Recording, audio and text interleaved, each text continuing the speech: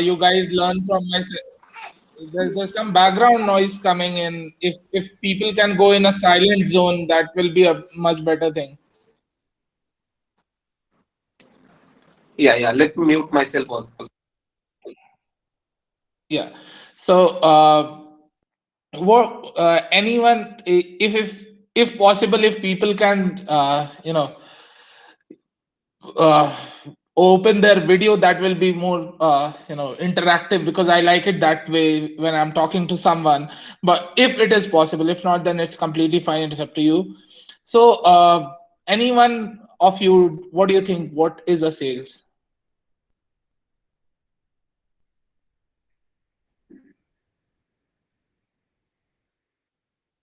Anyone from the team? Sahil, anyone?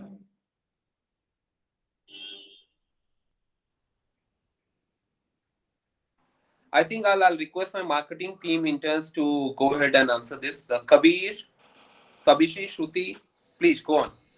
Yeah, hi. Good evening, first of all.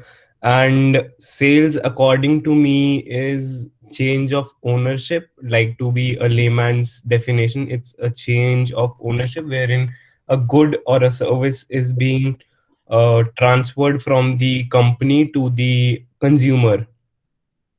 Mm-hmm. And may I know, Kabir, what's your education? What education have you done? I am currently pursuing the BBA in finance and international So business. that's what BBA taught you, right? Yeah. So that is what bookish knowledge teaches you, but sales is something that is a human to human connection. Okay, so we remember those jargons wherein we are transferring goods, we are transferring services, but we forget that simple thing, that basic concept, that we are selling something to a human being. And as a human being, we are always there, we always need attention, and we always need someone showing care and concern to us. Isn't that right? Yes. So today I'll be, as Sahil mentioned, we'll be targeting some soft skills, which is the cold calling techniques that we say, the difference between B2B and B2C selling. My most of my career has been in B2B, apart from 9 months which I dealt in B2C. So more of a B2B kind of guy, I'll tell you. So, leveraging your business communication, then again, learning what to communicate and what not to, how to maximize the response chances, and some closing techniques. So, cold calling. What do you guys understand by this? What is a cold call? And how many of you do you think have done cold call in your real life at any given point of time?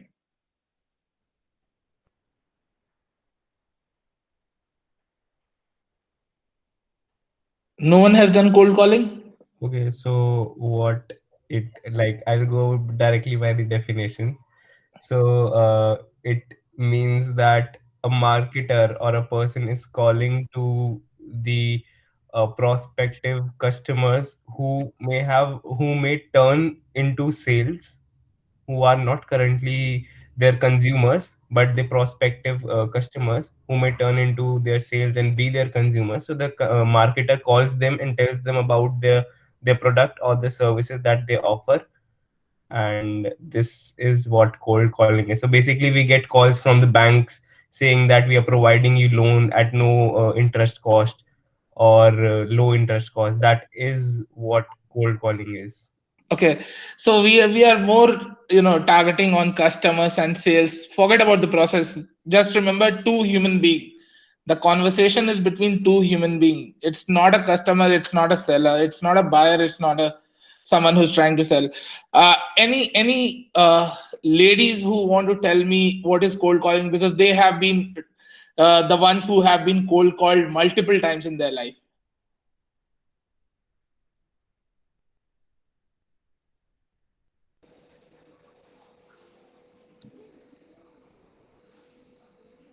Yeah, girls, go on. Um, Good evening, sir.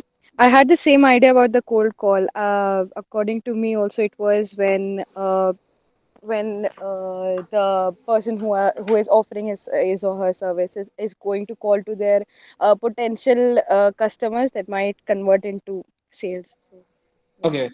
So I'll tell you, cold calling is something which we directly, try and call someone whom we feel that might be a potential for us.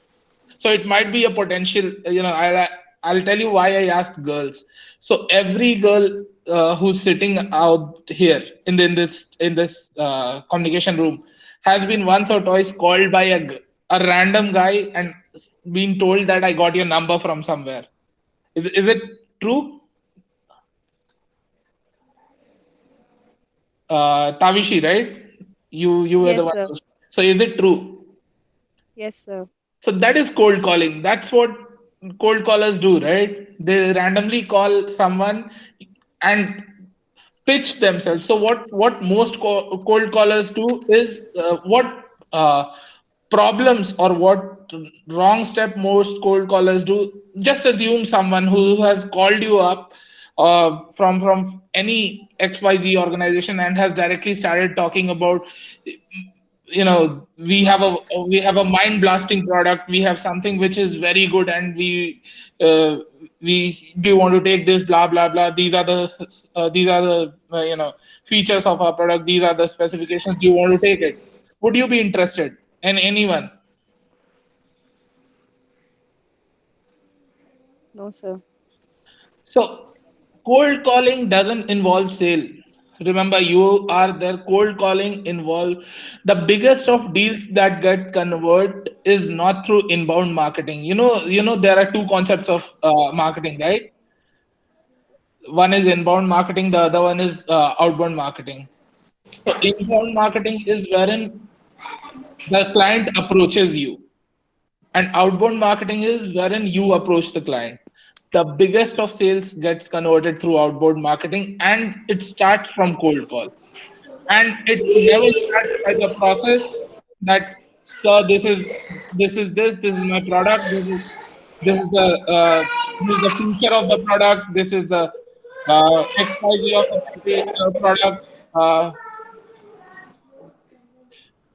so this is a, you cannot do that, you cannot afford to do that, because once you start doing that, it gives you the impression, it gives the scenario that you know the other person is only trying to sell something, and he or she is a salesperson who's going to cling on my back and always give me troubles.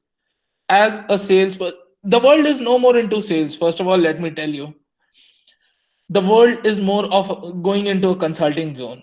Okay, so as a salesperson, you need to focus yourself on the fact that you are not going to sell.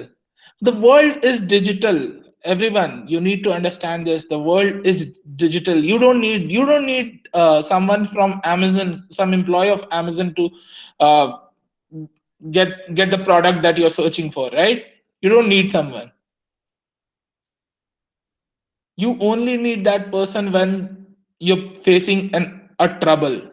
And why do you need that person? So that the person can solve your trouble. You don't need the person that the person might help you in their buying pattern or their buying behavior. Be a trouble solver, be a solution giver, don't be a seller. That is that is my one advice that is going to be helpful in a long run. So, in regards to cold calling, do not try and directly pitch on your product. Try and talk about what the client's company is doing.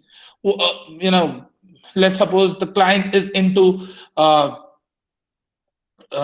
the business of making semiconductor products. Talk about that, how the semiconductor market is growing, what other competitors are doing, what are the players within the market offering, how is their offerings different.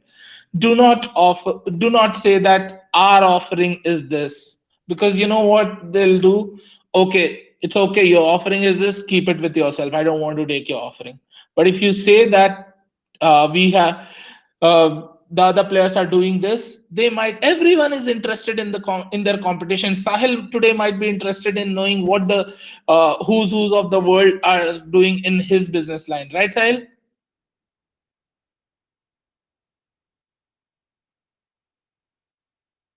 Sahil, you there? I think we just got disconnected. Yeah, I guess so. So everyone should, everyone's major focus should be on, uh, targeting the people, but not pitching their product. It's in the end, it's only about sales. We are working for, everyone is working, everyone is trying to sell something. Everyone in this world. What was the first sale? Do you guys remember what was the first sale that you did? Everyone has done sale. One sale at least everyone has done in his or her life.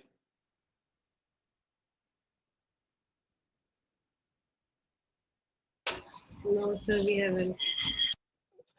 You have did you ask your parents to get a bicycle for you, Yes, that we have. and they got convinced after getting not convinced? Sometimes yes, sometimes no. Yeah. So after some nagging, they did get convinced, right? So that was the first sale that you did. Yeah. If there is, How it's a how it's a sale? you convinced someone. You used your convincing power in a way wherein you used everything in the world that you could do to convince someone that you need that buy. Be it why you need it, or be it why they need to give it to you. But parents are not someone. Sorry, Parents are not someone, sir. what parents are not? Someone. No, but you did convince someone, right? You did convince a person. That's what I'm trying to say. Every individual sales is about a person to person relation.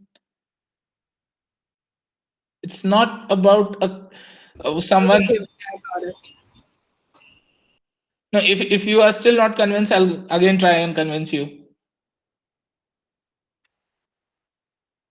No, no, sir, I'm convinced. Okay. But I had one question. You said girls receive cold calls. Why only girls? Boys, I think, do too.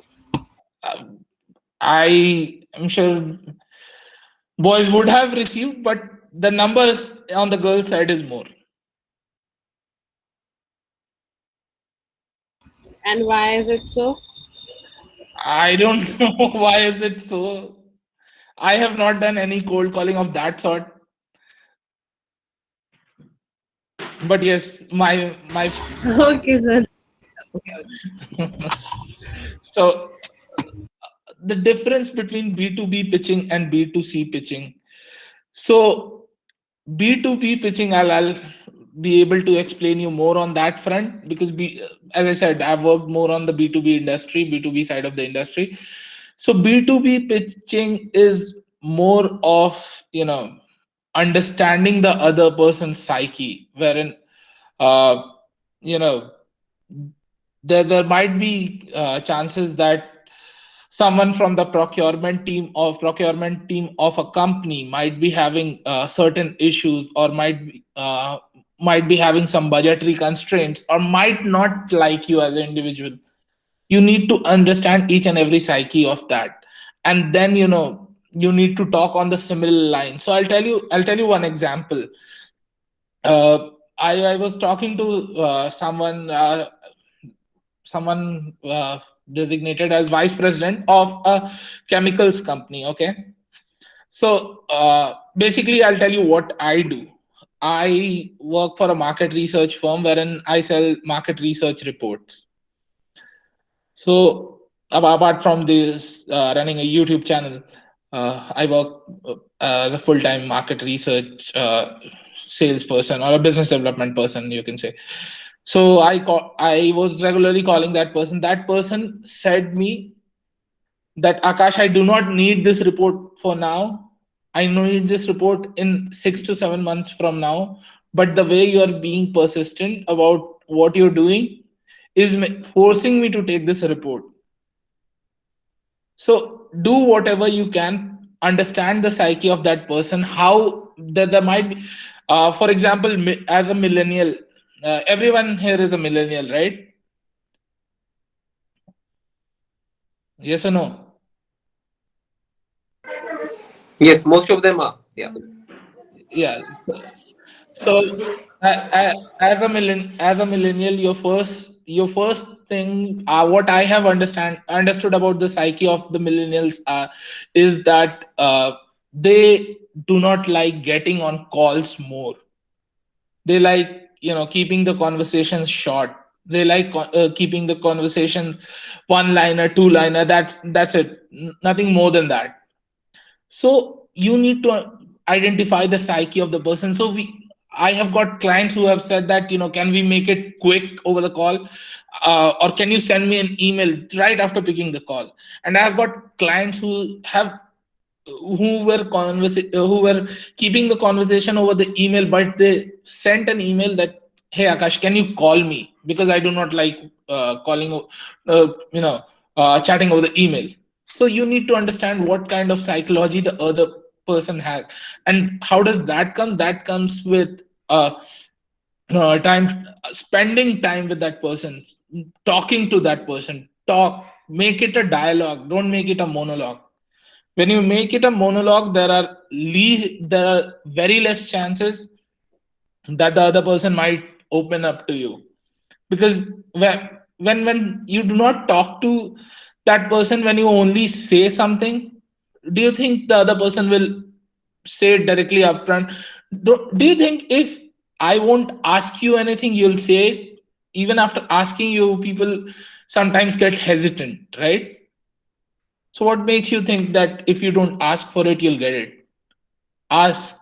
That's the most important thing. Then business communication, that's something which everyone needs to learn on their own. That is something that cannot be taught, because basic English and basic Hindi everyone knows. So there are two ways of saying one sentence. So first way is, can you please leave? Okay. And this other one is, can we please talk later? I'm a bit busy. I might not be busy, but I might not be in a good mood to talk. That might be the case, right?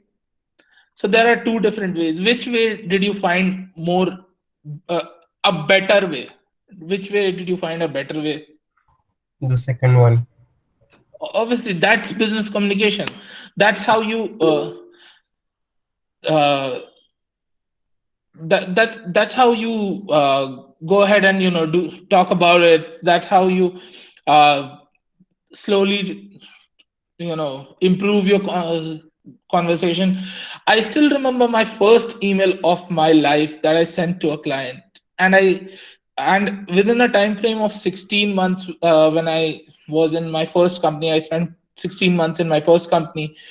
I was literally laughing at my first email, because what was that? I still don't think that a person like me would have written that kind of email, because that was like straight on the face.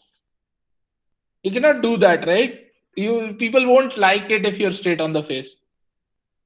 You need some kind of basic empathy with them. So that is something you need to develop on yourself, wherein you can talk to people. The more you talk to people, the more you understand them. The more you talk to people, the more you develop that basic business communication, wherein uh, you get to know what you're talking, and how that talking would help you gain more and more business. So there are different ways wherein you you develop your communication. Some are very shrewd way. Some is the easy way. So I have my guru, my sales guru, who uh, and I've heard a story about him. So what he did, a company hired him for a car expo, okay, auto expo. So the company which hired him for the auto expo was not getting any audience. So what my sales guru, the person whom I'm referring to, what he started doing is he started fighting with the owner, okay, the owner of the company, and everyone likes masala news, spicy news, that there's something which you need to see, there's something which you need to, you'll have topic to discuss when you go back home. So everyone came in front of their standee and uh, started seeing how they were quarreling. So once everyone came near their standee, that person, his name is Grant Cardone. What he said that now since all of you have come here, see his product as well. It's a good product, and he left. So don't you think that's being street smart?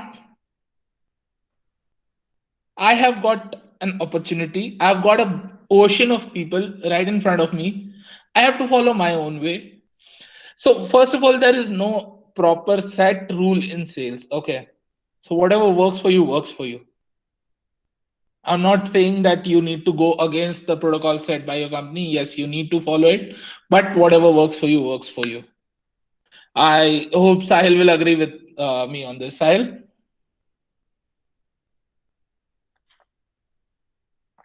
Yes, yes, definitely. And also, just to add to what you said, Akash, so this team that you are interacting to right now, it's a combination of journalists as well as marketing professionals. So uh, this session is not only going to help them to promote a product or a brand, but it's more or so it's going to help them promote themselves as professionals. Selling is not always related to a product, right? You have to sell yourself in many interviews. So if you Mhm. could reflect on that, Akash, please.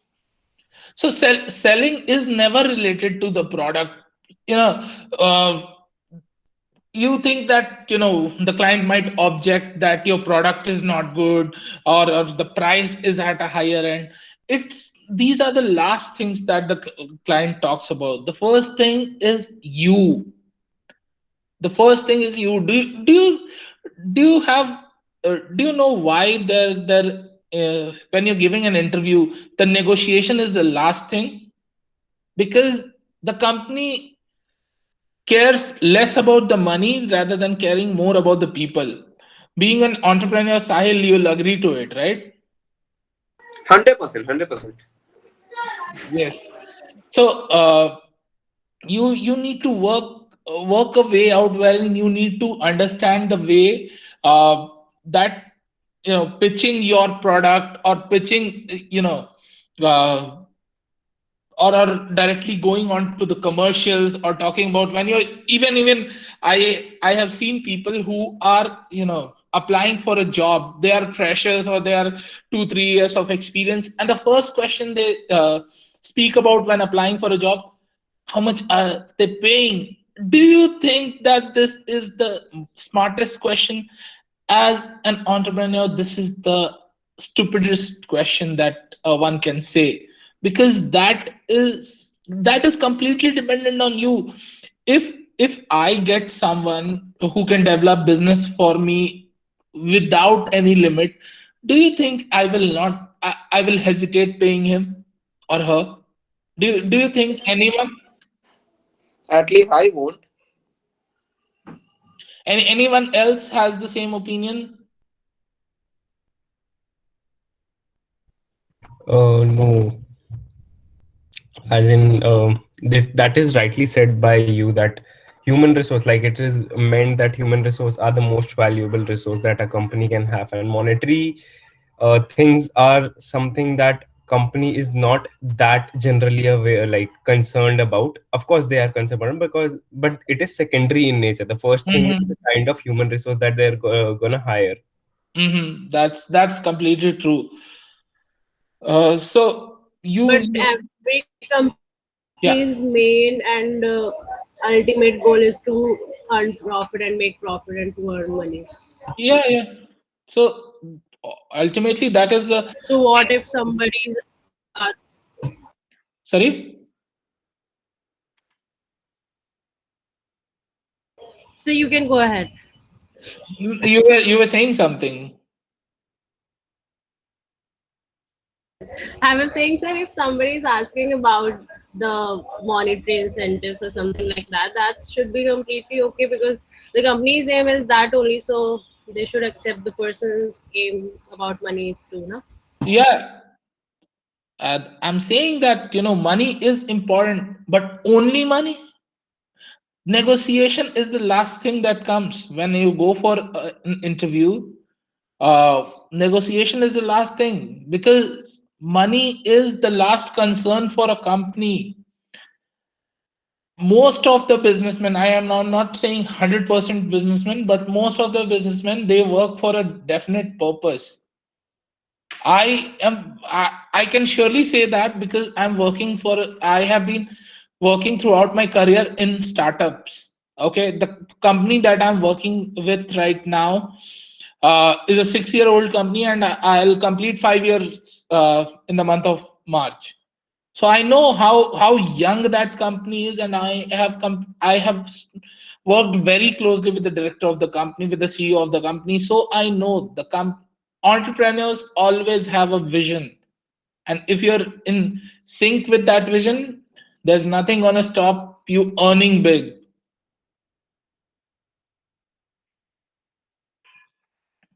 So any counters on that, or do you have any comments? So initially, every business want to survive in the business. So yeah, maybe in the starting they don't have a monetary goal, but yeah, ultimately they're going to have that only. Every business runs with a purpose. Trust me, every business runs with a purpose, and that purpose is not monetary. Even if I plan today to be a uh, billionaire, or in the long run, if I become a billionaire, my plan is never that. I want to be the biggest sales guru in the world. I don't want to be a billionaire. I aspire to be biggest sales guru. I might become a billionaire in that course of time, but that's not what I'm aiming for. Aiming for the biggest sales guru. So eventually there are companies who aim to become Fortune 500, or just a second. So some days ago there was a tough competition between Tesla and Apple. Do you think the companies with that huge money, or the people, Jeff Bezos and Elon Musk with that huge net worth, would have bothered about money? It was only becoming the number one in this world. It was not money, it was becoming number one. So that is the you know that is the something which does not allow you, which gives you a daily purpose. Have a daily purpose, and you'll definitely forget the fact that there is, you know monetary is the first thing. Monetary is very important, but purpose is more important. Yeah, and just to add to what Akash had mentioned, so if you look at the vision and mission statement of any company, be it a college, be it an organization, be it a corporate company, you will never find the words being used over their finance or money. They always have a purpose to solve. They always have a problem to solve, and that's why they have designed their mission and vision.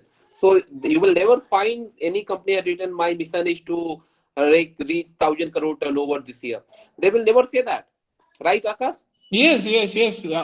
Why will every so eventually everyone knows that if I have a good team, if I have a great team, I'll eventually be a very rich company or a very rich organization. But what matters is what I carry with that. So why do you think Tata bothers mostly about the people around them? Tata has this kind of culture developed. Tata has this purpose that, I don't know how many of you read that news, but some days ago, Ratan Tata himself went to an ex-employee of his, wherein he was not he was sick for 2 years, the ex-employee, and he went there and she saw him.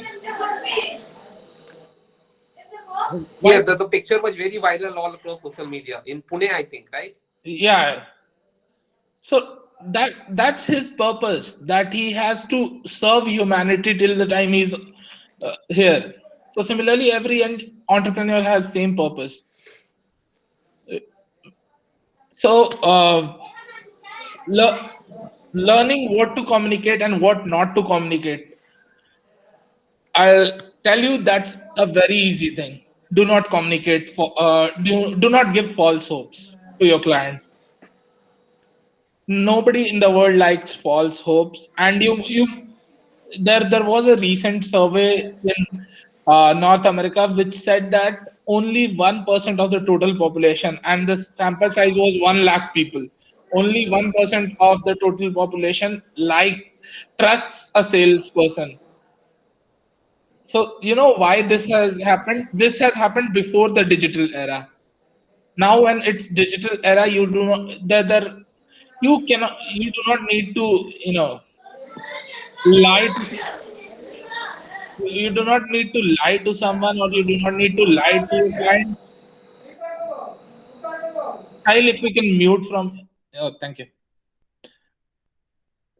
So before this happened before the digital era, that people were lying, or people were telling what to do and what not to do, or people were faking something and selling their product. But now it's more of a information on the go. You have everything which a client can see directly through a quick Google search. So be honest to your clients. Do not fake. Do not tell anything which is not true. You might lose a couple of deals based on that, but you will definitely develop relations are the best thing in this world, I'll tell you. If you have a good relation with anyone, any human in the world, they'll they'll cross oceans for you. I have a client, okay, who has given me a business twice or thrice directly. Like, he has purchased our services twice or thrice, but he has given 11 times, 11 or 15 times references, direct references. So, do you think that's not that's because of the way our product was delivered? Yes, that might be one of the reason, but that's most of that's the biggest reason is the relation that we had. So he being from the United States, he wishes me via email on Diwali. He wishes me on Holi. So that's I wish him on Easter. I wish him on Christmas Eve, on Christmas, New Year. So that's the exchange relationship that we have. Develop relationships. Forget fake. Don't fake. Okay, nobody likes fakers. Nobody likes when you go at a bigger height tomorrow, probably, and start taking interviews. You'll quickly judge a person who's trying to fake out things. you'll you'll when you're talking to someone, you'll quickly judge that this person is just trying to fake, just trying to show that I'm good, but he's of no good. Do you think a person with around 15, 20, 25 years of experience won't be able to judge this when you're faking something? He'll definitely, or she'll definitely judge. And once you get that impression, uh, you know you say you say multiple times, or you would have heard multiple times, the first impression is last impression. But I say it differently: you do not get a second chance to create a first impression. So when you create your impression that you have fake things, there's no the client is not going to trust you for the second time, even if you're saying it true. So stop doing that. Stop, you know, giving a false pitch or a false hope to someone. Uh, for example, if you're trying to give your SEO service, and you know that any result would be generated after let's say 2 or 3 months of continuous SEO service, tell them that this is the minimum time that you would need to invest with us. This is the minimum price that you need to invest with us. Before that, we cannot. Tell them that this is a fact. If they are okay with it, they're okay with it. If they're not okay with it, you're not carrying a magic wand. Are you carrying a magic wand with you? Does anyone in this room is has studied from Hogwarts? No, right? So you cannot do magic and create something which will benefit your client overnight. Your client knows that. And if your client is saying that we want it overnight, it's not because he or she does not know it, it's because they are giving an objection. So, how to maximize the response chances? Okay. So, this is a very tricky thing. You never know what kind of response, when, and which client. You might think that this client might not respond to you, but that client might respond in a very good way. But at the same time, you might think that this client will definitely go ahead and buy your product or service, and that client might not. So increasing the response chances again is in your hand. You need to you need to first and foremost develop your own rapport. You need to first and foremost give the assurance that the person uh, the person you're talking to, or the person your client is talking with, is a trustworthy person and can, you know, help you. You are not there to sell, you're there to help someone. You know, I'll tell you an example. If you go to a doctor, okay, and the doctor starts saying that, you know what, take a paracetamol, take a crocin, take this tablet, that tablet, would you ever consider going back to that doctor?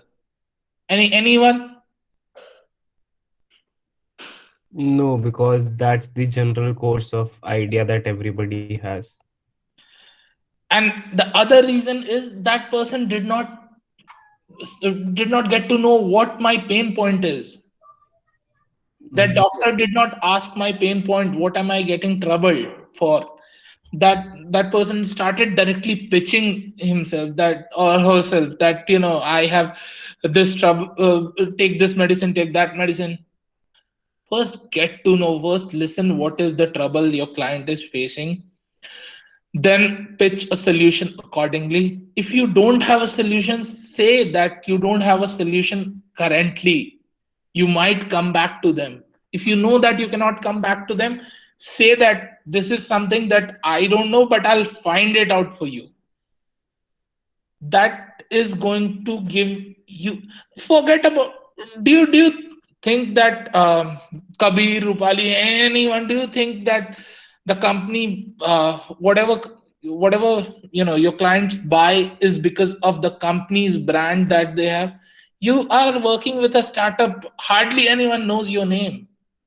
So they buy because you are doing good, or you have developed an image in their brain or in their eyes, an image that can be trusted. So maintain that trust, keep that trust going on. Do not even for a blink of second go complacent that yes, that person is in my, that person is in my court and I can do whatever I want. No, if you go complacent, that person would lose the trust that he or she has developed in you. So closing like a pro. Closing is the last thing that you need to discuss about, because you should not concentrate on closing right on the first go. The first thing that you need to talk about is the client.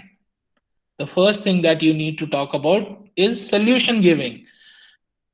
if you talk about these things, you up talk anything about the client. Don't talk everything about the product. Talk every little thing about the client. How many of you have seen this movie, uh, Pursuit of Happiness? Anyone else? Yes, sir. Yes, sir. Okay, so the CEO scene. Anyone remembers the football scene, the CEO scene? So what happened in that? That uh, Chris Chris Gardner went to the person's home and just to say that I was sorry for not meeting you that day. What that person did, that Chris Gardner built a rapport. Now, and that CEO did not give him business, but he gave him many references, right? Anyone remembers that scene? Not Yes, yes, exactly, Akash, very well. but yes. Yes. So if people have not seen that movie, I would recommend that movie to that. It's a must watch movie. So talk about it. Talk to the uh, you know always make your client feel special. If, for example, I'll tell you what being special does. If you go on a date with a person and you make your other persons feel special, you'll see the response that you get. You will always get that kind of response. You'll that person would try to make you feel more special because you have done a bit for them. They'll make sure that they do something more for you, whatever they can do, whatever they can do. And if you do this, close you will be able to close like a pro. So any questions from your end till now? Yeah, guys. So we have last 5 minutes remaining for this webinar. So we'll open up for Q&A now. One by one, if you have any questions, please feel free to unmute yourself and ask directly with Akash.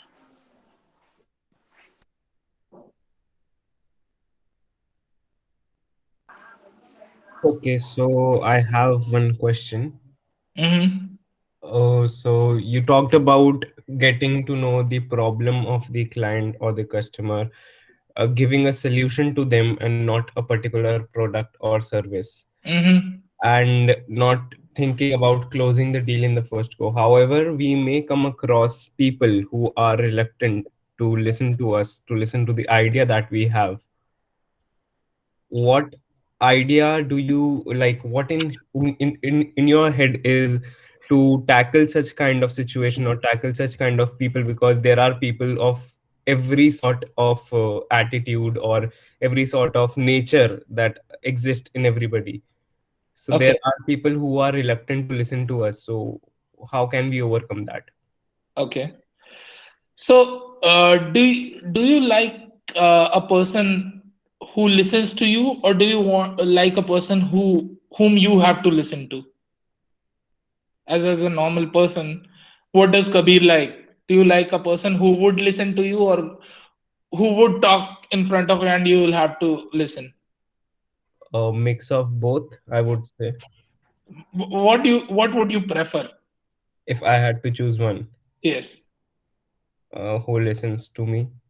So why do you want your client to listen to you? Why can't you listen to your client?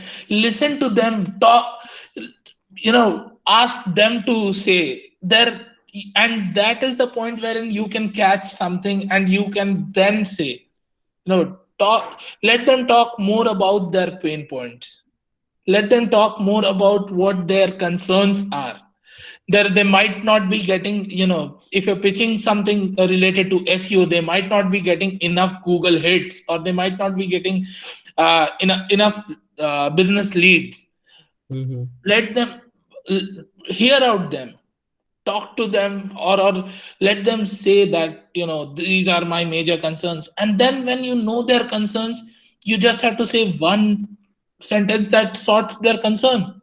You don't have to say an ocean of things, because before, when you don't know what their concern is, you'll have something long durational conversation, right? Mm-hmm. But when you know what their concern is, you would exactly hammer on that concern, and that would eventually lead to the person starting to work with you, or starting to getting engaged in a conversation with you. Okay, so this information is used while we are giving our idea. However, I have one other question on negotiating. Like, what is some best strategy that you may suggest to a person who wants to get a good negotiation? Like, if I'm negotiating to you that I want Mhm. the best out of what I'm getting right now, how can what is the best strategy that exists according to you? Never say your best price. Mm-hmm. Let the other person say what's their budget, and don't ask their budget. Say that ballpark. Have you invested in these kind of services before? If yes, then what was the price? If no, then why no? Do you think this is not important? What made you leave that customer, leave that person? So I'll tell you what one very good case you reminded me of. So what happened is, some days ago, one of my clients from Middle East, she said that I was working with Nielsen. I don't know, everyone would be aware of Nielsen, right? Mm-hmm. So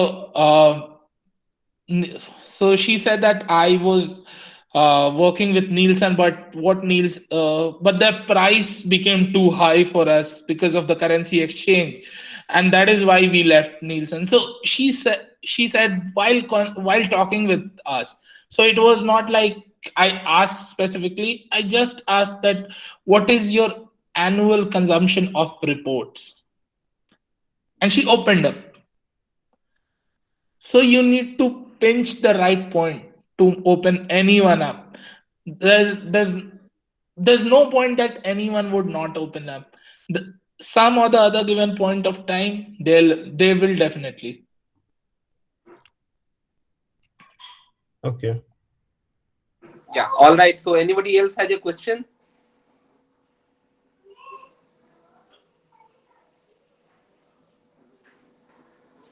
If not, then I can proceed further. Anyone? No, sir, it was Okay. pretty much clear. Yeah. So now I'll like we have come to the end of the session now. So I'll request our team member and one of the co-founders, Miss Namrata, to please come here over the session and general vote of thanks for Akash, please. Namrata, over to you, please.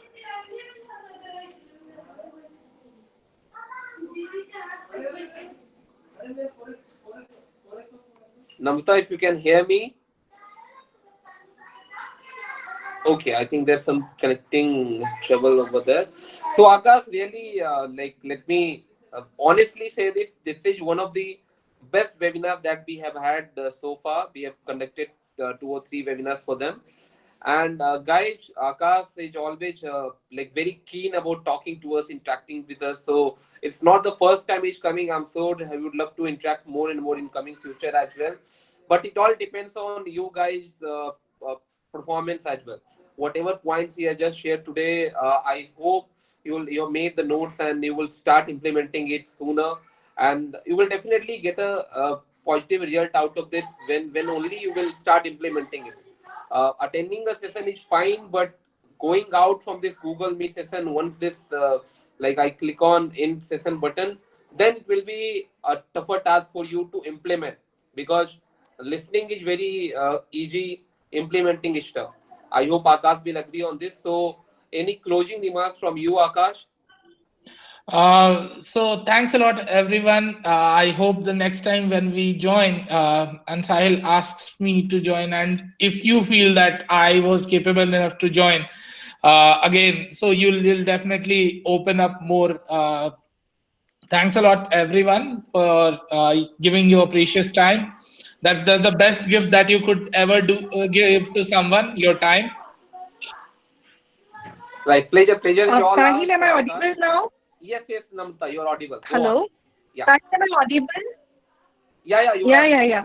I was typing in the message box. There was some problem with the mic thing. Yeah. Yeah, thank you, Akash, for this wonderful session. I hope the interns got a lot to learn from you. Mhm.